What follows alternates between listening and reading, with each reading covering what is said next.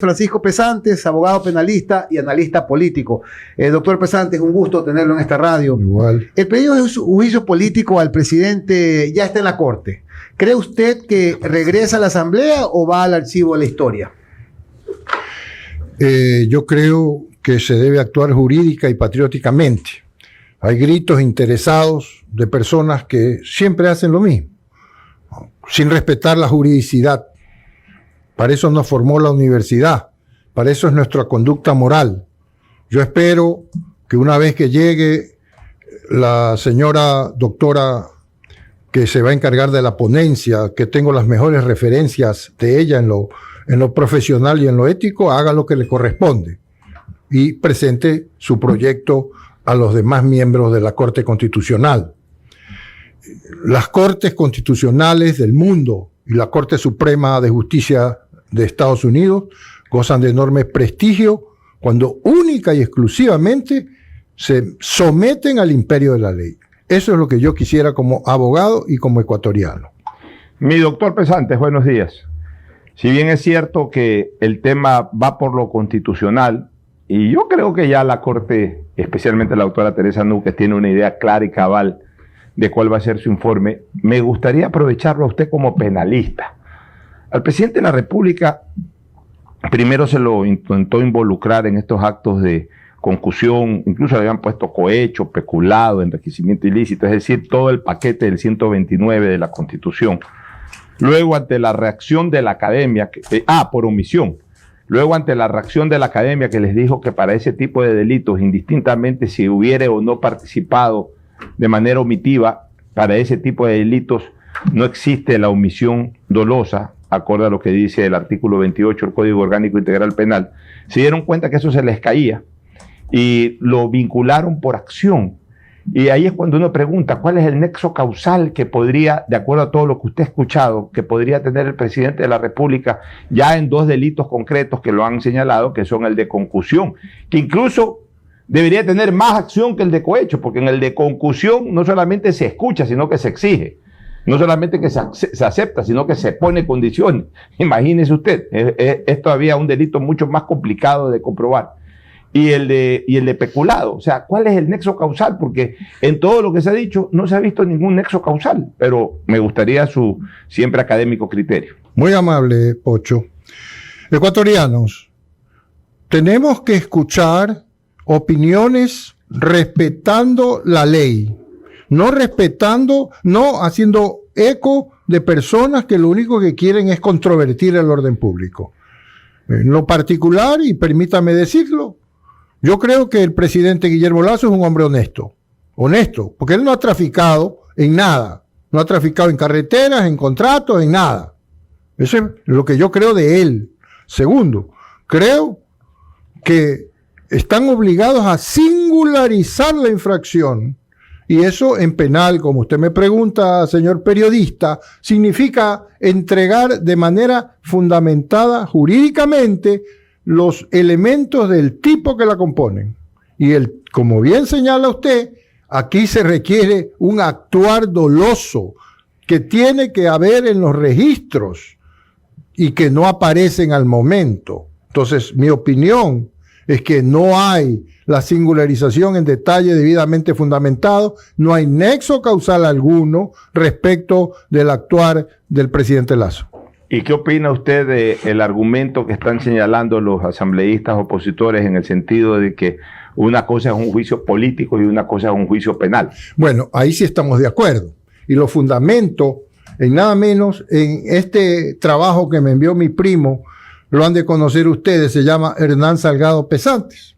¿Qué dice don Hernán Salgado? Él dice que son dos cosas diferentes, ¿no? Ya. Y que hacen una historia de la constitucionalidad y del juicio. Dice que antiguamente se mezclaban, eran las épocas, que ahora la doctrina moderna, las constituciones actuales los separan. Tan así que ahora no se requiere hacer juicio penal previamente, sino que se va directo al juicio Pero ahí político. me permito hacerle una reflexión y al mismo tiempo una pregunta. O sea, es por supuesto clara que hay una diferenciación entre el juicio político y el juicio penal. Es decir, no requiere primero encaminarse penalmente a ver una resolución penal para iniciar el juicio político, pero evidentemente también el juicio político se basa en delitos, es decir, en acciones de carácter penal que por lo menos tienen que estar vinculados. Correcto, sí. O sea, pues no es cuestión es que en eso se fundamenta. Claro, no es cuestión de decir, como el juicio político no es lo mismo que el juicio penal, veo cuáles son los delitos tipificados para un juicio político y digo, vamos con este juicio político poniendo un delito en donde no hay un nexo causal. Por eso es que esta petición ha sido tan maltratada por los asambleístas que la peticionan, porque no han ubicado directamente un delito que vincule al presidente de la República. Yo tengo una pregunta, doctor. Dígame. A su criterio como penalista, si yo leo la demanda de la Asamblea Nacional, finalmente, pese a que ya no usan tanto el comisión por omisión, pero en el fondo están acusándolo de concusión y peculado por actos de omisión. Por actos de omisión suena absurdo. Por omisión. Porque hasta cuando los entrevistan, le dice, pero ustedes están acusando al presidente de manera directa. Contestan que no. Dicen, no le estamos acusando, no tenemos pruebas, sino que lo estamos acusando porque él sabía y no hizo nada y él lo recibió 40 veces. Es decir, sigue ahí el fantasma. Hay, de acuerdo a su criterio, la tipificación penal del peculado y de la concusión admite el juzgamiento por omisión. No lo admite, porque el actuar siempre es doloso. Es decir, estoy consciente de y lo hago. ¿Ya? Y fíjense, Pocho y Miguel, ahí es donde yo digo, cuando la Corte Constitucional haga la revisión y lea si la conducta que se acusa es penalizable en esos tipos, la respuesta va a ser no. Porque la conducta de omisión, como usted bien dice, y lo han dicho todos los penalistas, no forma parte de la tipificación. Y eso es la singularización. Correcto. Correcto. Estamos de acuerdo. Lo obliga a singularizar. Y al singularizar el Código Orgánico Integral Penal detalla que las circunstancias, modo, condiciones, con quién, para qué. Te di peculado, no te doy de gratis, pues me tienes que dar algo. Y en el tema de Eduardo Carmignani es lo mismo. O sea, me acusas de cohecho de sobornos y yo que di a cambio y tú que recibiste. Tiene que estar demostrado. Y eso en las peticiones yo no he visto que quede demostrado. Y hay un largo análisis a favor de personas que no son del gobierno ni simpatizantes de este gobierno, pero que jurídicamente coincidimos. Como bien dice usted, ¿dónde está la tipicidad de la singularización de las infracciones que supuestamente ha cometido el presidente? Claro, y ahí es donde tiene que, pues... es técnico, es muy técnico esto. Es muy quizás técnico, el público no lo entienda. Pero es un requisito vital. Sí, pero donde yo voy... Este análisis, fíjense que estamos haciendo un análisis sin ver una hoja del expediente, porque las pruebas, la Corte no tiene la competencia para evaluar las pruebas como tal, sino que lee. Lo que le piden es, de lo que lees ahí, eso está dentro de las tipificaciones de los delitos que están en el 129, sí o no. Y para mí la respuesta es no, sin leer ni nada más. Si no le están diciendo, acá hay la grabación donde el presidente, nada. Le están diciendo, el presidente debió haber conocido porque 40 veces lo recibió el señor Hernán Luque, como que eso fuera... Eso es ridículo. ¿No? Como que nosotros recibimos 40 veces aquí en la cabina y dijeron, no, pues ustedes también debían haber sabido si 40 veces lo entrevistaron. ¿Y dónde dice eso? Sí, fundamentemelo. ¿No? Fundamenteme eso como prueba. ¿Dónde dicen? ¿Qué código dice? Que porque yo recibo un funcionario, yo ya sé lo que él está haciendo. Y la otra prueba que presentan como una prueba fuerte es que el presidente lo nombró. Señor.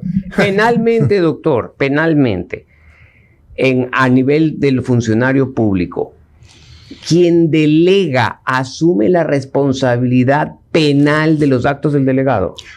En penal, la responsabilidad es personalísima. Sí, señor. No solo personal, personalísima. Cada quien responde por sus actos. Y punto, en penal. ¿Ya? Esa es la respuesta. O sea que básicamente, pues mientras no existan pruebas de que el delegante formabas parte de una organización criminal y que por eso lo no, etcétera, ahí no hay lugar a la presunción. Jamás. No hay lugar a la presunción. Jamás. Muy bien, qué interesante, doctor director. Aquí, oyente, Giovanni Tapia dice, saludos, no soy abogado, pero lo lógico que en el juicio político se tiene que sustanciar las pruebas y una vez revisado y manejado el debido proceso, se podrá tener una resolución. No sé por qué buscan la quinta pata al gato, dice Giovanni Tapia. Habría que ver si el señor Tapia ha estudiado Derecho, ¿no? No dijo que no. Ya, entonces hay que explicarle y que no afirme antes de conocer, ¿no? O sea, buscarle la quinta pata al gato. ¿Qué expresión es esa jurídicamente hablando? Aquí nadie le busca la quinta pata a nadie. Es que ese es el problema, que aquí la gente, doctor, opina sin saber. Piensa que aquí nosotros estamos a favor o en contra de una ponencia. Estamos tratando de esclarecer para que el radioescucha se forme un criterio. Por eso nos invita pues, a los Así especialistas. Pues. Bueno, y los que opinamos, doctor Pesantes, como Juan Javier Benedetti, como Carlos de Tomás, como Alfonso Harp, como María Sol Pons, como Eduardo Peña, como Andrés Ortiz y como prácticamente todo el equipo que forma el panel de esta radio. Aquí nosotros no defendemos a nadie, aquí defendemos la institucionalidad. No estamos defendiendo a un gobierno, ni estamos defendiendo la gestión de un gobierno al que le demandamos que haga cambios radicales en cuanto a su accionar, en cuanto a toma de decisiones, en cuanto a mejorar realmente el tema de la seguridad ciudadana, en cuanto a cumplir con muchas demandas ciudadanas. Nosotros aquí lo hacemos constantemente, aquí no defendemos gestión de gobierno, aquí defendemos la institucionalidad, sí. Aquí no le damos espacio a la voracidad y a la ambición de llegar al poder por parte de ciertos grupos, unos que ya estuvieron y otros que sueñan con llegar. Incluso habrá comentarios que vamos a decir, le convienen al gobierno y hay otros que no le va a convenir. Por ejemplo, mi criterio, que lo publiqué en el Universo respecto a la muerte cruzada, es que la Asamblea todavía tiene la facultad de ejercer la muerte cruzada. Y ese criterio no le conviene al gobierno. Ahí sí no dicen nada, ¿no es cierto? Porque yo pienso que solamente se agota la muerte cruzada cuando la ejecutas. Mira, y ahí, no en el intento de muerte cruzada. No. El intento no caduca. Entonces, esa no le conviene al gobierno, pero ya está puesta. Acá tenemos un criterio académico, centrado, sin ver a quién es lo que pensamos.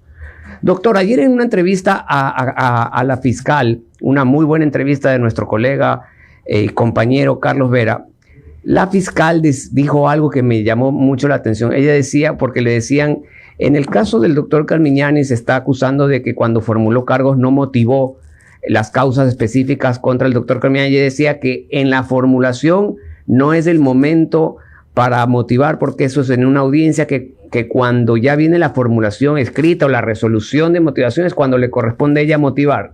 ¿Cuál es su opinión? No, yo no estoy de acuerdo con eso. Yo tampoco. Jamás. A ver, señor, usted es el fiscal, doctor, y usted me imputa que tal delito. Ah, no, ahorita no te voy a decir el por qué, te lo digo después de 6 meses. ¿Qué es eso? Entonces, ¿yo de qué me defiendo, doctor? Eso es lo que yo decía ayer. De un simple hecho lógico, no procede. Y además te restringe derechos constitucionales, comenzando por el de la libertad, si es que te dictan prisión preventiva. Claro, y aunque eso no ocurra, te limitan el derecho de movilización, sí. el de... ¿Y la afrenta social quién me la repone? La afrenta social. ¿Quién me la tampoco repone? Se puede acusar a una persona sin motivación. Además, porque la Constitución exige que en toda resolución tiene que haber motivación. Me llamó la atención. No sé si ella se expresó mal o fue un lapsus, pero me llamó mucho la atención esa expresión de la fiscal de que diga que en la formulación es una audiencia y que ahí no es donde corresponde. Pero es que, Carlos, tú que eres un brillante constitucionalista, sabes perfectamente, porque lo dice la Constitución, lo sabe perfectamente también el doctor Pesantes. En toda resolución del poder público tiene que haber la concreta y correcta motivación. Sí, no es que me guardo esto para más adelante. Y algo más, Pocho, es ¿dónde está la motivación en la Constitución? Dentro del derecho a la defensa. Claro. Y el derecho a la defensa dentro del debido proceso. Es decir, forma una conexión. Y no es opcional. Y no es opcional como lo pone la fiscal. No, es irrompible esa conexión. Siempre. Y más aún.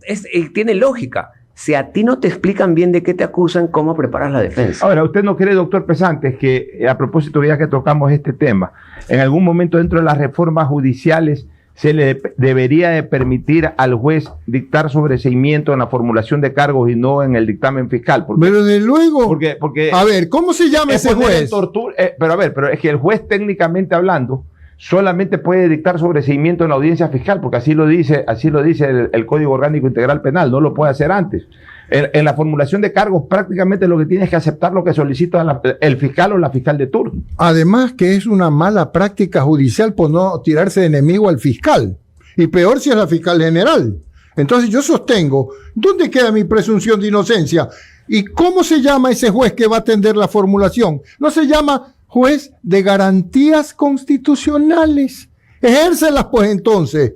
Tú juez, ejerce esas garantías. Defiéndeme de esta mala imputación que me está haciendo la señora fiscal. No me dice los fundamentos de qué me acusa. Perdóname, ¿dónde estamos aquí? La ley es a donde todo el mundo se tiene que sujetar y los fiscales están obligados, artículo 5 del COIP, numeral 21, ser objetivos. Tiene que hacer prueba de cargo y de descargo. La de descargo casi nunca la toman en cuenta en los dictámenes. Hablan 40 años de experiencia. Yo tengo 40 años de litigar todos los días en varias ciudades del Ecuador. Aquí hay varias opiniones del público. Fernando dice, algunos dicen que los múltiples errores en lo del juicio son un tongo. No, para hacer un buen tongo hay que disimularlo. Para eso se requiere inteligencia, cualidad y ausente en la asamblea. Rod Páez dice, recomendamos repatriar las reservas, aumentar el gasto público y la inversión social para reducir las presiones políticas contra el gobierno. Fernando Castilla, una consulta. ¿La asamblea podría bloquear la muerte cruzada de alguna manera? Y Lila Astudillo, entienda, doctor, que esto es un juicio político, dice Lila Astudillo. Correcto, estoy de acuerdo, es juicio político. Quien quiera averiguar más sobre juicio político, lea al más grande constitucionalista del Ecuador en su trabajo que se llama Teoría y Práctica del Control Político, el juicio político a través de la Constitución ecuatoriana, Hernán Salgado Pesante. Ahí se van a nutrir, ya presidente de la Corte Interamericana, que ha revisado miles de fallos. Eso es lo que debería servir de doctrina con las observaciones que todo ser inteligente tenga, pero en derecho, no opinar porque a mí me interesa quedar bien con los que están ganando elecciones. No, eso es asqueroso. Aquí la pregunta de Castilla, ¿la asamblea podría bloquear la muerte cruzada de alguna manera? Ya lo dijo el doctor. Yo lo digo que sí. El gobierno ha pedido a la Corte, doctor Pesantes, que no admita la solicitud por los errores de forma y fondo que contiene. ¿Qué opina? Yo opino que eso le corresponde a la doctora que va a hacer la ponencia. Doctora Núquez. Claro. Yo, vaticino una vez más, mi doctor Pesantes. El sábado me pronuncié por un 9-0 para el archivo del juicio político. Y le dieron palo. A mí me importa, ya le digo que yo me baño todos los días con un buen duchazo y después un frasquito de aceite de girasol, porque el aceite de oliva es muy caro para derramarlo para eso. Pero yo creo que un 9-0 por las razones que ya señalé. Jurídicas. Las razones jurídicas. En primer lugar, porque esta señora siempre ha sido conocida como una verdadera centinela del derecho constitucional. En segundo lugar, porque es una barrabasada incompleta lo que se ha presentado. En tercer lugar, porque también tiene que generarse un escarmiento jurídico a este tipo de atropellos al sistema, al marco jurídico ecuatoriano. Yo estoy absolutamente seguro que los 8 compañeros del Pleno de la Corte Constitucional van a rechazar eso, 9-0. Pero ya me quedó hoy día una duda. Y ya no creo que ni siquiera la votación va a ser 9-0, sino WO. En deportes se le llama WO en la práctica deportiva, en la competencia deportiva WO a una no presentación. Y prácticamente es lo que va a ocurrir, porque ni siquiera han presentado la documentación completa, que equivale a una no presentación y a un rechazo de oficio del tema. Pero la doctora ha pedido que le envíen todo. Pero no le han enviado. Los temas de forma... Y ya no alcanzan a enviarlo, porque hasta hoy día de tarde es la resolución. Y la doctora ha sido muy clara en decir de que no se suspende el tiempo. Porque es error tuyo. Así es, por falta de entrega de la documentación correspondiente. Los temas de forma, de manera general en el derecho, pues son susceptibles de convalidación, ¿no es cierto? Como premisa general, te permiten completar la demanda, reformar la demanda, etc. Sin embargo, y yo les presto poca importancia, pese a que es más allá de que llamó la atención, pues tanto error, ¿no? Tanta incapacidad, pero finalmente parchado y todo, no son temas de forma. Pero esto de la resolución sí pudiera ser importante. Cuando en el camino se admitió un juicio por una revotación, vamos a decirle así, una revisión de una resolución primaria, resolución primaria que ha desaparecido, que no sabemos por qué no la quiere presentar la Asamblea dice no hubo, sí hubo, pero todavía no ha sido tipiada, etcétera. Sí creo que como sí es una de las misiones de la Corte mirar la parte formal, sí creo que puede ser importante si no aparece esa resolución. Claro que es importantísima si está peticionada además, pues. O sea, yo peticiono algo como órgano jurisdiccional y el otro no me contesta. ¿Por qué? Y dijo que no la tiene. Dijo, entonces, si no la tiene, chao. Y claro, yo sí creo que esa parte, pese a que es un tema de forma, puede llegar a ser importante en la evaluación de la Corte. Doctor, quiero Dígame. su criterio jurídico al respecto. La ciudadanía está angustiada por una serie de cosas, ya más allá del juicio político, sobre todo Hay varios del temas. crecimiento enorme de la violencia que cada día es más insostenible. En esto ha tenido papel fundamental mi querida hija, Yasmín Cristina Harp. El fin de semana se puso a motivar a la gente a que se hagan plantones en Quito, Guayaquil y en otros lados, y parece que está cogiendo fuerza eso, y van a hacer un plantón mañana en la Asamblea y en otros lugares de Guayaquil y otras ciudades del país. Pero básicamente ya tengo aquí la lista de requerimientos que ellos van a pedir en la Asamblea. Por ejemplo, a nivel de la función legislativa, que se ampare a policías y militares a darle la seguridad jurídica de que por sus actividades en el uso progresivo de la fuerza, de manera plenamente justificada, lo hagan sin temor a responder procesos penales. Aprobar reformas constitucionales y legales que permitan a las Fuerzas Armadas contribuir con la Policía Nacional en la seguridad ciudadana sin necesidad de que para ello se establezcan estados de excepción. A reformar a la Constitución y leyes que retiren la inimputabilidad de adolescentes que participen en actos de sicariato, de tal forma que reciban un proceso penal y penitenciario similar al que establece el COIP para adultos. Que se reformen las leyes que sean necesarias para permitir conocer los rostros de quienes nos están agrediendo y violentando nuestra integridad a partir de la exposición a través de medios de comunicación y otras formas de información de los rostros o caras de los delincuentes capturados para que puedan ser reconocidos y aislados totalmente o delatados si se encuentran prófugos. Que se permita la deportación inmediata de extranjeros capturados en razón de acciones ilícitas. Y al gobierno se le solicita que satisfaga de manera urgente las demandas económicas que requiera la fuerza pública, la función judicial, la fiscalía y el régimen penitenciario, incrementando el presupuesto de ser necesario, especialmente para la adquisición de armamentos y otros tipos de operaciones logísticas, y que a través de los ministerios del Interior y de Defensa se promueva en coordinación con las comandancias de policía de las 3 ramas de las Fuerzas Armadas y del Comando Conjunto una depuración inmediata de malos integrantes policiales y militares, incluso con uso de polígrafo y otros mecanismos de inteligencia que permitan detectarlos, separarlos y sancionarlos. ¿Qué le parece esos puntos? Respecto al tema de menores, a propósito, en Estados Unidos este fin de semana fue juzgado como sentenciado. adulto un chico que había asesinado, a un chico de 14 años, 15 años, que había asesinado a otra persona, juzgado como adulto, doctor. Correcto. ¿Qué le parece estos puntos que está solicitando un sector de la Yo ciudadanía? estoy de acuerdo con casi todos los puntos. Hay temas de derechos humanos, la presunción de inocencia. No puedo publicarle la cara porque eso. Y en los casos de delitos flagrantes. No. Podemos de... excepcionar, pero no como regla general. Pero Ahora, puede cambiar esa, porque nosotros, eso es que los delincuentes no den la cara. Nosotros damos la cara cuando nos asaltan. ¿Y por qué no el delincuente? tiene que ser en flagrancia. Porque el otro se somete a un juicio y no eres culpable hasta ser sentenciado. Y eso demora 3 años. Entonces, el tema de la presunción en derechos humanos. Ya, pero en tema de flagrancia. Flagrancia no hay discusión. Pero es que no lo hacen, les ponen ahí. A No sé ver. cuál. Pedro X. Claro. Juan P. Eso es por la legislación actual. Y le ponen ahí una máscara adaptada a la foto. Pero también te digo, hay cierta prensa que publica caras sin autorización legal. Y eso es un delito. Perdónenme. Doctor, no se puede. Para darle paso a las inquietudes del público, Pedro Dávila dice: para ustedes nunca Lazo va a ser culpable de algo, así exista un video o una declaración propia de él. El interés o conveniencia solo ustedes lo saben. No, Pedrito, no te me equivoques. Nosotros defendemos aquí la democracia en estos micrófonos y hemos dicho que si hay pruebas en cualquier caso de corrupción, que sean castigados con todo el rigor de la ley, pero lo que al menos yo no estoy de acuerdo es que se distraiga al país con un circo de medio pelo. Pues Pedrito, póngase serio. Hable serio, don Pedrito. Aquí lo decimos todas las semanas, que el gobierno debe dar un vuelco a la inversión, debe coordinar el tema de medicinas en los hospitales públicos y sobre todo tomar el tema de la seguridad con otro tipo de acciones. José Ceballos dice, por favor, una consulta para el doctor Pesantes. En este caso no aplica el influjo psíquico y que el presidente irradió a sus subordinados, como dijo la fiscal en un caso reciente de sobornos. Cada caso penal y cada delito penal tiene que analizarse desde profundidad jurídica.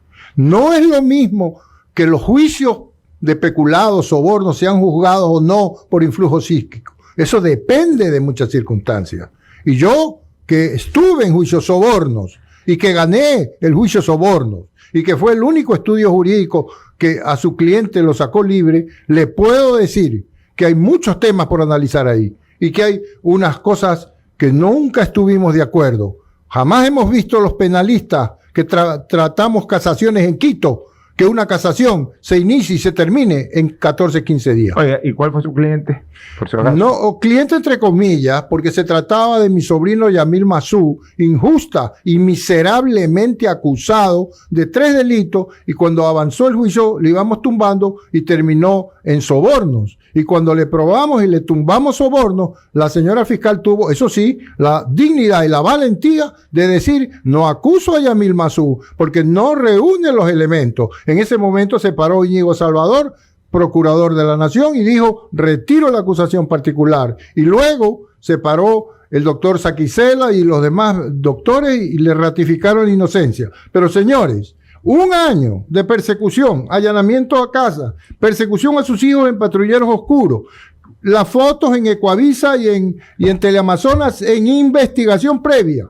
Y nadie indemnizó ese daño a Yamil Masu. Entonces, esas cosas yo no las puedo aceptar. Y ese actuar de fiscalía a sabiendas de que Yamil Masu no había cogido un centavo y tenía su tío de abogado porque no tenía para pagar, esas cosas no se deben repetir. Mira, me manda un oyente, pero buena sintonía. Estupenda sintonía. Lastimosamente nos cayó un rayo en la torre, se están arreglando ese daño que nos ha causado, pero estamos en los medios digitales con una sintonía bárbara. Diga, ¿cuál? Pedro Gómez Centurión me pone, la verdad no tiene defensa contra un idiota decidido a creer una mentira. Mark Twain.